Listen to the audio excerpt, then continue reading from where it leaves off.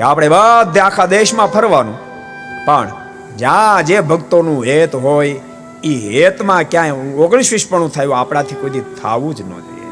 ત્યારે ભગવાન આપણા પર રાજી થાય.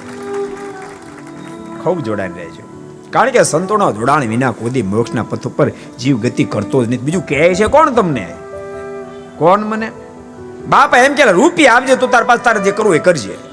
એ તો સાધુ કે બાપ આમ કરવું પડશે, મંદિર જવું પડશે, પૂજા કરવી પડશે, માળાઓ કરવી પડશે, વેસનો છોડવા પડશે, નતર પેલા 7 પેઢીનો સત્સંગ હોય તો અક્ષરધામમાં એન્ટ્રી નહીં થાય. સાધુ કે ભાઈ કે કોણ? કોણ મને? કોણ કે? કોઈ કહેતું નથી. એટલે સાધુનો બહુ મોટો મહિમા છે. अगर ये वीडियो आपको पसंद आया हो तो लाइक करें और शेयर करना मत भूलिए. सब्सक्राइब करें सरदार कथा चैनल को और बेल आइकॉन पर क्लिक करना मत भूलिए लेटेस्ट वीडियो सबसे पहले पाने के लिए.